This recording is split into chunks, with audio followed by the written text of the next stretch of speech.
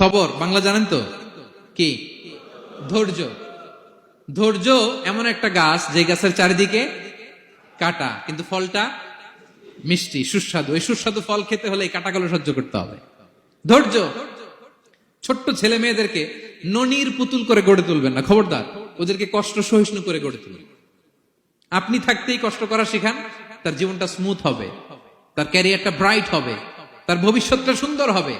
ছেলে মেয়েরা কিছু চাইলেই সাথে সাথে দিবেন না। অনেক বাবা মা আছে এত আদর করে, এত বেশি আহ্লাদ করে, যা চায় তাই দেয়, পরে হিতে বিপরীত হয়, ঠিক কিনা? ছেলে মেয়েকে অভাব শেখান, ছেলে মেয়েকে কষ্ট শেখান, ওদেরকে সংগ্রাম শেখান, প্রতিকূল পরিবেশে কি করে টিকে থাকতে হয় এটার সবক শেখান। সেদিন লোকমান তাই করলেন, ছেলের সবর শিখাইলেন যে বাবা ধৈর্য ধারণ করো, আতঙ্কিত হবা না। জীবন এটা সহজ নয়, জীবন চলার পথ সহজ নয়, এটাকে সহজ করে নিতে হয়। কখনো সবর করে, কখনো ক্ষমা করে, কখনো অন্যকে ইগনোর করে, কখনো দোয়া করে, কখনো আল্লাহর উপর তাওয়াক্কুল করে, ঠিক কিনা? ছেলে মেয়েকে আদর করে বোঝাবেন, বাবা এখন তুমি বাবার হোটেলে খাও, মায়ের হোটেলে ঘুমাও। সারা জীবন এমন চলবে না, দুনিয়াটা বড্ড কঠিন, এখানে কেউ কাউরে জায়গা করে দেয় না, নিজের জায়গা নিজেরই করে নিতে হয়, ঠিক কিনা?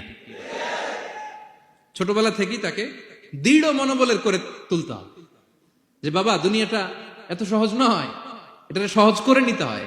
This is the life hacks. এই লাইফ হ্যাক গুলো আপনি শেখাবেন, লাইফ লেসন গুলো শিখাবেন। ধৈর্য ধরো, সৎ কাজের আদেশ দাও, মন্দ কাজের নিষেধ করো। এগুলো করতে গেলে একটু বাধা বিপত্তি আসবে, কিন্তু শেষ হাসিটা তুমিই হাসবে, ঠিক কিনা? বিজয় তোমারই হবে। কি বলেন? সময়ই কথা বলে, সময়ই কথা বলে। বিপদে ধৈর্য ধরো। বিশ্বনবী আল্লাহ বললেন, ওয়াসবির আলা মা ইয়াকুলুনা ওয়াহজুরহুম হাজরান জামিলা। নবী হে, বিপদে ধৈর্য হারা হবেন না। ভালো সময় সামনে আসছে, মক্কায় আপনারে কষ্ট দেয়, গণক বলে, জাদুকর বলে, পাগল বলে, মদিনাতে বিজয় আপনারই হবে, ঠিক কিনা? ছেলে মেয়ে যেন আশাবাদী হয়ে গড়ে ওঠে, হোপফুল, আতঙ্কিত যেন না হয়। কষ্ট শিখান, ধৈর্য শিখান। আচ্ছা গেল। এরপর তিনি বললেন, ওয়ালা তুসাইর খাদ্দাকা লিন্নাস। ও আমার কলিজার টুকরা সন্তান, ওয়ালা তুসাইর খাদ্দাকা লিন্নাস, অহংকার করে মানুষ থেকে মুখ ফিরিয়ে নিও না। ছেলেরে এবার সোশ্যাল বানানোর চেষ্টা করতেছেন, হ্যাঁ? ওয়ালা তুসাইর খাদ্দাকা লিন্নাস। দেখেন একটার পর একটা, প্রথমে স্রষ্টারে চিনাইলেন, তাই না? এরপরে স্রষ্টার ক্ষমতা সম্পর্কে শিখাইলেন, এরপরে আধ্যাত্মিকতা শিখাইলেন, এরপরে ইবাদত কি সেটা জানালেন, এরপরে তিনি সোশ্যাল এঙ্গেজমেন্ট কিভাবে করবেন, সোশ্যাল রিফর্ম কিভাবে করবেন শিখালেন। এবার মানুষের সাথে কিভাবে মিশতে হয় সেটা শিখাচ্ছেন। মানে পিপল ওরিয়েন্টেড হও, ওয়ালা তুসাইর খাদ্দাকা লিন্নাস। অহংকার করে মানুষের থেকে মুখ ফিরিয়ে নিও না, মুখ ছিটকাবে না। মানুষকে সম্মান করো, মানুষের সাথে মেশো, বি পিপল ওরিয়েন্টেড। আমাদের অনেক ছেলে মেয়েরা মানুষের সাথে মিশতে পারে না। দোষ কার? বাবা মায়ের, শেখায় না। একটা সময় আমাদের মনে আছে, ছোটবেলায় মেহমান আসলে আমরা এত খুশি হইতাম, কি বলেন? মেহমানের কাছে যাইতাম, সূরা শোনাইতাম, কবিতা শোনাতাম, এটা খেলতাম, ওইটা করতাম, যাওয়ার সময় আমাদেরকে টাকা দিয়ে যেত, হায় রে খুশি। এখন দেখবেন টেনে হিসেবে মেহমানের সামনে আনা যায় না। এরকম আছে না নাই? অনেক ফ্যামিলিতে এরকম আছে যে তারা সারাদিন ডিভাইস নিয়ে, এই ডিভাইস আসক্তি এত মারাত্মক পর্যায়ে পৌঁছেছে যে তারা মানুষের সাথে মিশতে পারে না। এই পাবলিক ওরিয়েন্টেশনটা অনেকের নাই, পিপল ওরিয়েন্টেশন নাই। অনেক ছোট বাচ্চা, মেহমান আসছে, তুমি একটু আসো, সালাম দাও, বসো, আসতে চায় না, বসতে চায় না, কারণ ওরা শিখানো হয় না। সারাদিন দিয়ে রাখছে কি হাতে? মোবাইল।